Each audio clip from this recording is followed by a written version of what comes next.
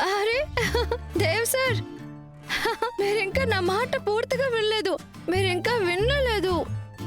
నేను పెద్దమ్మ గారి కోసం ఏమేం చేయగలను. మీరిక్కడ కూర్చోండి, కూర్చోండి, చెప్పేది వినండి. నేను పెద్దమ్మ గారి కోసం మేరు పర్వతం కంటే కూడా పైకి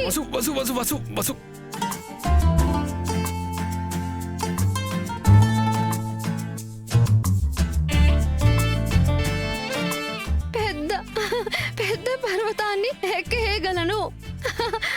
మేరు పర్వతం కంటే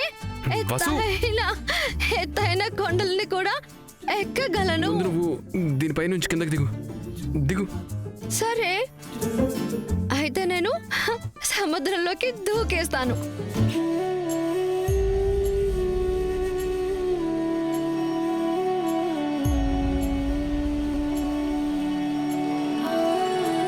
మీరేమైనా చేసుకోండి, నేను మాత్రం కిందికి రాను. ఒక విషయం చెప్పు, ఈరోజు పార్టీలో నువ్వేమైనా తిన్నావా ఏంటి? ఎవరైనా ఏమైనా ఇచ్చారా? అక్క, నీకోసం నేను స్పెషల్ గా ఒకటి తెచ్చాను, కానీ తొందరగా తిను. లడ్డు. లడ్డు? రఘు నా కోసం లడ్డు తీసుకొని వచ్చాడు. రఘునా? దేవ్ సార్, మీకు తెలుసా లడ్డూలు ఎలా చేస్తారు? నాకు తెలుసు. గుండ్రంగా ఉండే లడ్డు, గుండ్రంగా ఉండే లడ్డు. ఈరోజు పార్టీలో ఏదైతే జరిగిందో దాన్ని చూసి చూడనట్టు వదిలేయకూడదు.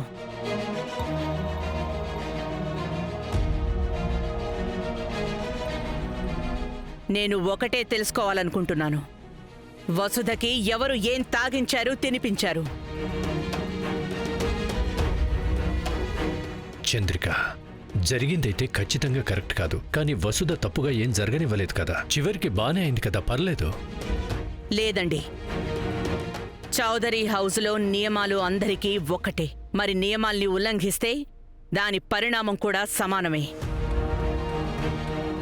ఎవరో ఈ ఇంట్లో పనిచేసే అమ్మాయి విషయంలో తప్పు చేశారు. అది చంద్రికాదేవి చౌదరి నిబంధనలకు చాలా విరుద్ధం. చంద్రికక్క, నాకేమనిపిస్తుందంటే ఈ పల్లెటూరు అమ్మాయి గెలిచేసరికి రెచ్చిపోయినట్టుంది. అయినా పల్లెటూరులో అయితే మందు తాగి గోలగోల చేయటం చాలా మామూలు విషయం కదా. తను కూడా గెలిచింది అనే సంతోషంలో 2 కుక్కలు వేసేసుంటుంది. నువ్వు కూడా పల్లెటూరు నుంచే వచ్చావుగా సారిక. నాకు తెలుసు, ఈరోజు ఏదైతే జరిగిందో అందులో వసుధ తప్పేమీ లేదని. తనని ఎవరో ఇరికించారు. కానీ అక్క, మరోలో కూడా అయ్యుండొచ్చు కదా. ఫారెన్ బాటిల్ చూడగానే తను ఆగలేకపోయిందేమో.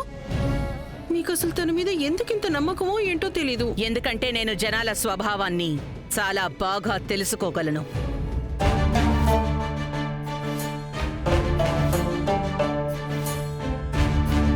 అలాగే నాకు హనుమంతు పెంపకం మీద పూర్తి నమ్మకం ఉంది.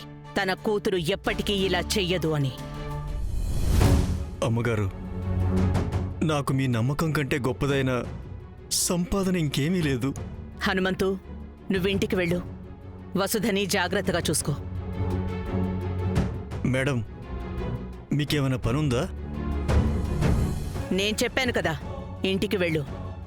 ఇక్కడ పనులు వేరే ఎవరైనా చేస్తారులే. అలాగే అమ్మగారు. సావిత్రి, దేవాని పిలు. అలాగే మేడం. ఇంతకీ దేవా ఎక్కడున్నాడు? వసు, ప్లీజ్ కిందకొచ్చే. సరే సరే. సార్, బాబోయ్ ఎంత ఎత్తగా ఉందో. లేదు లేదు లేదు లేదు, నేను రాను. నేను పడిపోతాను. ఓ పని చేద్దాం, నువ్వు దూకు, నేను నిన్ను పట్టుకుంటాను. దేవ్ సార్, రా, పట్టుకుంటారా? వచ్చే.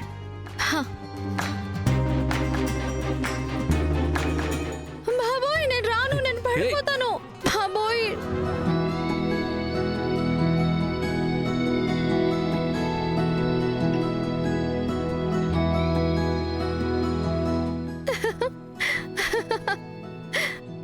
మీకు తెలుసా, నేను చిన్నగా ఉన్నప్పుడు అప్పుడు మా నాన్న కూడా నన్ను వీపు మీద ఎక్కించుకొని తిరిగేవారు. అప్పుడు ఏమనేవారో తెలుసా? మేకపిల్లమ్మా మేకపిల్ల, ఉప్పు కొనుక్కోండమ్మా.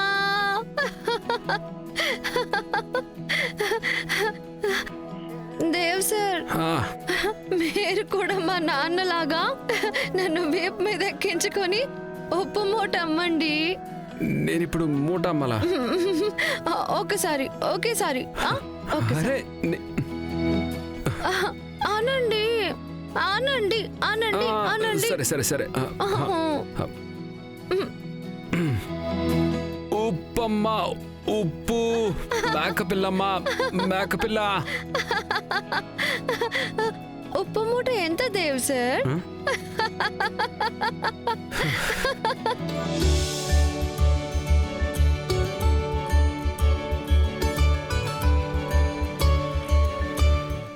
అరే మీరు భలే అమ్ముతున్నారు ఉప్పు మూట. మీరెంత ముద్దుగా ఉన్నారు, మీరెంత ముద్దుగా ఉన్నారు. వసు,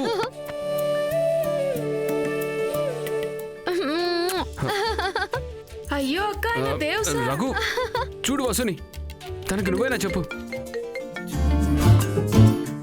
సావిత్రి ఆంటీ, ఓకే నేను వస్తున్నా.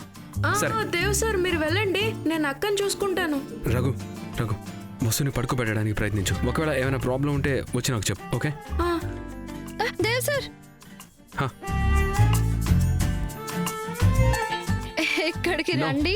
నువ్వు ఏం చెప్పాలనుకున్నా సరే అక్కడి నుంచే చెప్పు. దేవ్ సార్, మీకు ఇంతకు ముందు ఎవరైనా చెప్పారా మీరు నంబర్ 1 హీరోలా ఉంటారు అని?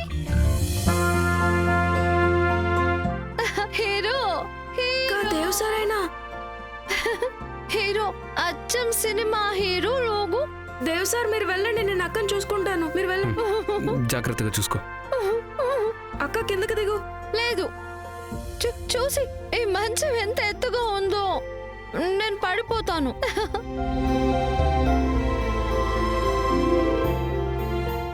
సరే సరే, మనం ఒక ఆట ఆడదామా? సరే, నేను ఎలా చేస్తానో నువ్వు అలాగే చేయాలి. సరే.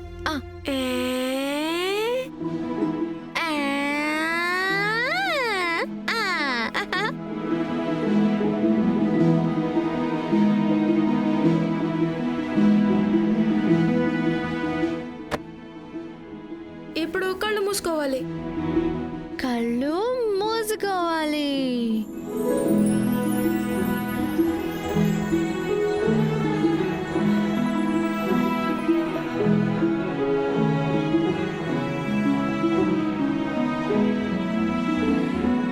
ఇప్పుడు దీన్ని ఏం చేయను?